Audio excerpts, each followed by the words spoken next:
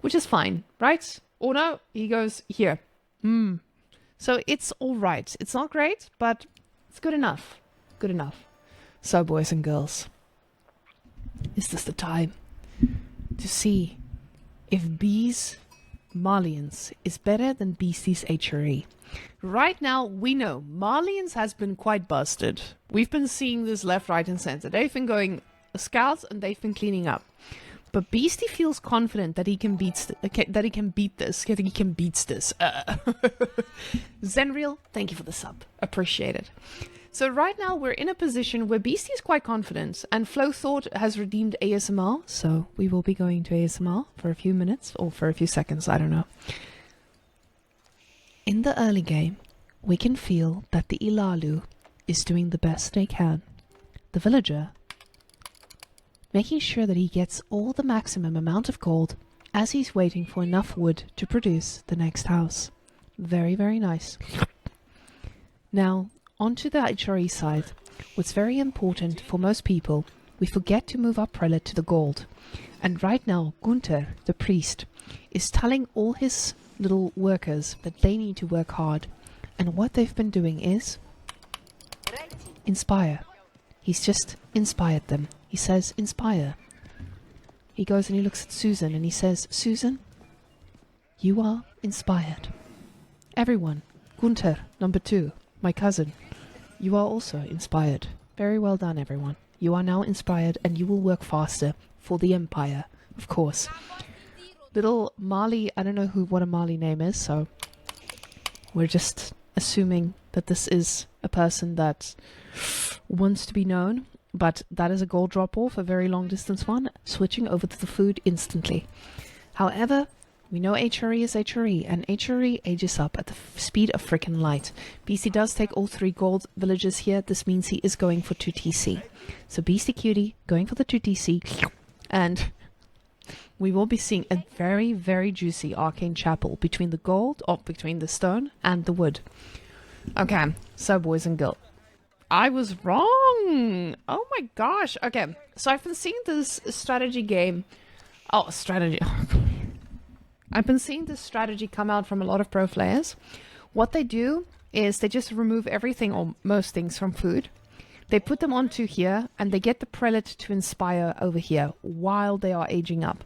So this means that they get their stone, and after that they can forget about the stone. They don't need to put the Arcane Chapel in a very risky position between stone and wood anymore. So I don't know if this is a general thing, but I know this is what Beasty is doing recently specifically. So by the time he ages up, he's going to have more than enough stone to get his next... Oh, he's going to have just enough stone to get his next TC. So we see the prelate coming to inspire the food workers as well, because he needs to have food eco to actually produce villagers. Because right now he's cutting it quite close. 33? Yeah, this is cutting it very, very close. And he needs to inspire these wood boys as well. The wood boys are very important right now because he's going to need to build a house. He's going to need to not get pop capped. And so all of these playing a very vital role right now. And luckily, he didn't idle that TC for that second. We are almost ready with getting enough stone for the next age. So basically, these guys are going to do one more round. They're going to move all the way to wood and they're going to go for the next TC. So basically, this feels like a very safe way to get your next TC when your spawn isn't perfect. Now, this is a really good spawn because it can cover so much of the wood. And we see these guys are going to deliver now. And they're going to go straight onto wood. Straight onto wood. In fact, yes, straight onto wood. I was not wrong. Yes, okay. So he did overmine a little bit. Now, knowing Beasty, this was on purpose. I'm assuming he wants to get that for a tower emplacement because he knows that Marlians is going to get into a position where they're constantly harassing.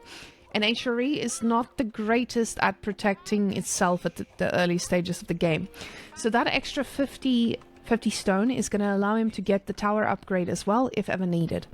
So now let's see how they deliver, boys.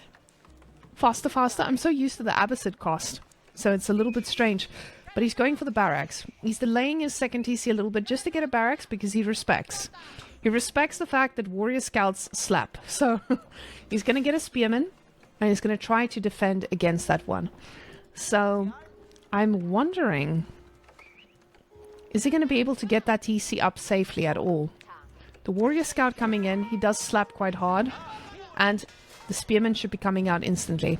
He doesn't have enough wood for his second TC yet. And this is really good by B. B now has delayed his second TC by quite a few seconds. Just because he didn't allow him to get that easy TC out. So we see he's going to build the TC a little bit forward, which is very important. Oh gosh, he's not going to get that up. He's not going to get that up at all. Oh no. 3 Warrior Scouts. That is going to be very oh my gosh, the villagers are pumping. He's doing this around. The one villager might go down, but he's going to lose those scouts. Oh, the villager's still alive. He should be taking him down. The spearman is doing work, and the scout goes down. He's committed to this. He's actually getting his TC up, and he is not afraid of those scouts. Hot damn! Oh my gosh! That is brutal. So, just like that, he gets the 2 scouts. The scouts are going to try to do a little bit of damage to the villagers, but like we know, the scouts regen health, so they will get their damage as needed, but this is 2 TC HRE. You will be able to recover. The problem is he needs to kill these. He can't just attack them and let them live. If he doesn't kill them, they're just going to regen and they're going to come back and do more damage. So it was very important for him to kill this one, because this one, as you guys can see, he's regenning. He's regenning at the speed of light. So there's no way... Oof. There's no way to actually take control of this. He's on 2 TC. So this should allow him to protect himself for a while. And now he is going to have the food eco. But B realizes this is 2 TC HRE. He needs to do damage. This is not going to allow him to go for trade or anything like that. He's just going to go full scout and he's going to make Beasty's life hell. So the scouts do take normal scout damage, so this TC should be able to protect it, and from what I understand is Beasty will be able to make enough units with this eco now just to ensure that he doesn't get clapped, and this is where that extra 50 stone is going to go. The outpost is coming up on the gold, and this is going to allow him to get that extra defensiveness, and he will be able to protect himself. However, I think it's going to be very important that he walls himself off. At this point, those scouts are so strong early game especially. You need to be able to get them down. Ooh, apparently Beasty is stopping these scouts from picking up his goats as well. The Bambis stay in the base just a little bit longer, and he might even get another scout. These scouts are trying to be sneaky, but they are not going to get their deer. They're really committed to getting the deer, though. The professional scouts, they do get their value. Just not the value that he expected. Because B wants to steal. He needs to steal. So they did clean up the other deer pack. Not all of them, but most of them. So does TC do bonus damage to scout? No. But if you garrison villages in them, they're going to go slap them silly. He is trying to get that. And Beasty... Beasty, are you going to let him? You're going to let him get away with that beautiful... set of meat? I don't think you're supposed to do that. Ooh, those spearmen are not fast enough though. So he got the emplacement as well. We see that he has 12 stone. So this is telling us that he has gotten his emplacement. We see here that it has 10 attack, which means that this tower is going to attack by itself. Now again, I am going to dumb it down because I want to make sure that everybody understands, even if you don't actively play all the civilizations.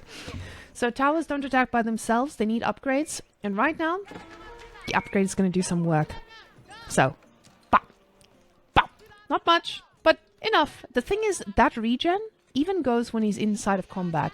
So we are seeing Beasty overextend a little bit. And Beasty just needs to sit back. He's on 2 TC, he doesn't need to panic. We're not seeing any traders. Even though the deer are being stolen, it's not that important that you need to go and risk anything. You have the eco advantage. You are going to be able to produce more villagers. You need to make sure that you don't overextend. In this case, he's going to get his farms up. As we can see, he's getting his farm eco up. The problem with scouts is they are pretty powerful. Oof, and he gets another one. And they're really cheap. So if we go here, we can see scouts that actually do damage. They're 90 food. So these are very powerful and they're quite cheap as well. Well, the spearman, 80 resources, but, it's a spearman. It can't have vision all over the whole map. So, in our case, the eco is going to slowly increase for Beasty, but he needs to play it safe initially. Scout is coming in. Beasty does not want to deal with this harassment anymore, and that is exactly the right move to make if you want to survive. However, we see with the amount of resources that Beasty is looking to age up, and from the looks of it, B is doing the same. He has 600 food, which is showing us he's not spending all his resources, and the fact that he's still getting gold, he's getting upgrades, but just enough to keep 600 gold here, which means that he's also going to look to age up. So Beasty, in a few seconds, we'll start the age up. Let's see. With the Weakness Cathedral. So basically, this is one to get all the whatchamacallit? The relics. Ah, there's the word. The relics. So he wants to go pick up all those relics before B can contest it. And this is going to be beautiful. So isn't Beasty's villager advantage an instant win? No, not at all. Because if B can continually do damage to his villagers, the villagers will not increase that much.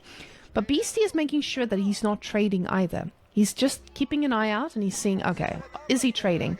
And he knows that B is going to want to pick up these deer. So that's why Beasty is on this side of the map. He's trying to pick off a few scouts just because he knows that he's going to go for the deer. So he's just disrupting the deer right now. He doesn't want to fight. He doesn't need to win a fight. He is purely here to see if he's trading and to disrupt the deer situation. So now Beasty is H3. B, on the other hand, he is also H3. So this is going to be a very quick age up from both of them. And Beasty is ready to pick up these relics. The thing is, B, with all his scouts, and now sofas, he will be able to contest these relics, and he will be able to defend them. And that's exactly what he's doing now. You can see he's rallying all his units towards these relics, because he knows that's what Beasty needs right now. One over here as well. All of them are protected.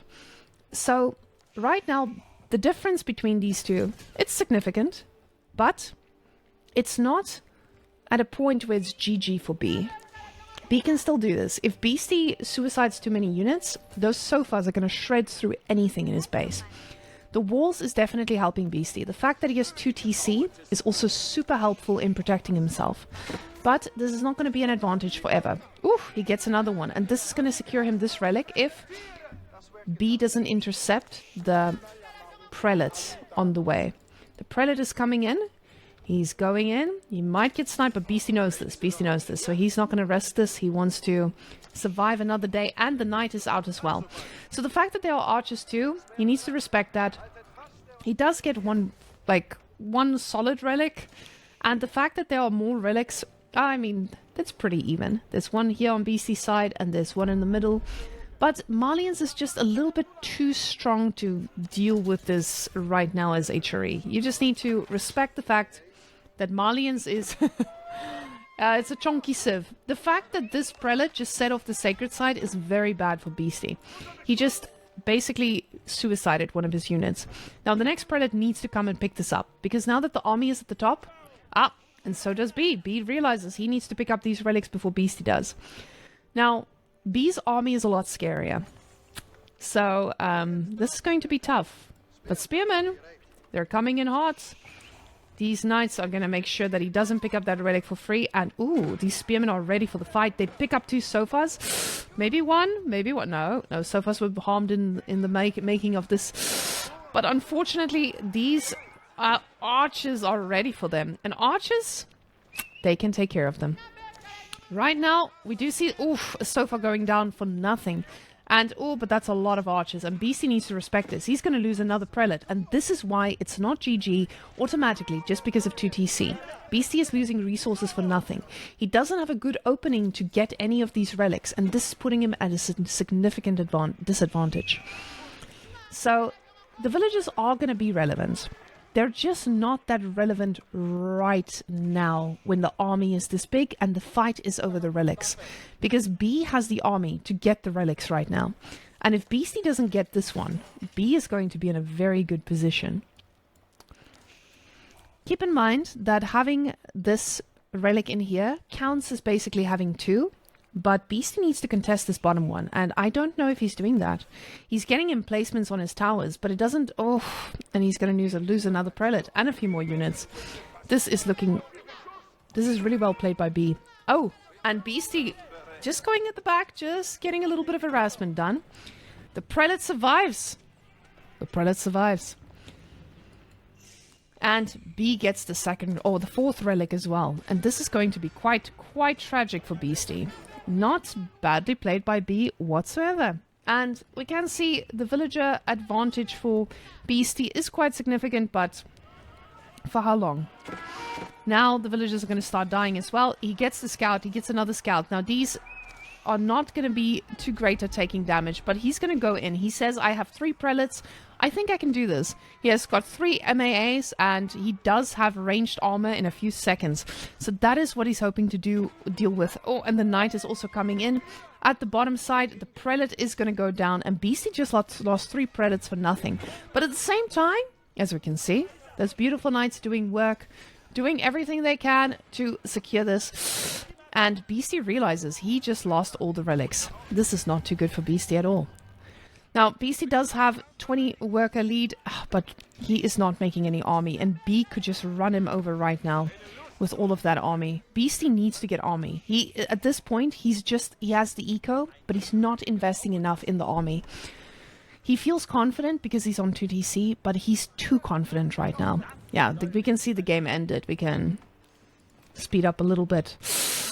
And that's going to be a lot of dead villagers. This is now Sofa's taking down villagers, and that is going to be a really difficult pickup for Beasty to contest. We see 17 against 63. That's a massive army. And Malians is just showing its power in the Castle Age. It is absolutely shredding. Even with that advantage, you still don't have a free win. It is a very, very dangerous game. And Beasty just keeps hemorrhaging units. He keeps sending out prelates. The prelates are dying. Luckily, the MAAs are coming in. He does have ranged upgrades as well. So if he can use this resource advantage that he had, the problem is he's run out of wood. And this is going to be an open place for him to go through. He's going to be able to emergency repair this as well. But Beasty is in a very, very difficult spot right now. This second TC goes down and Beasty taps out. So in this case, let's see who taps out first. Is it going to be Beasty or B? Beasty is trying to gather his army.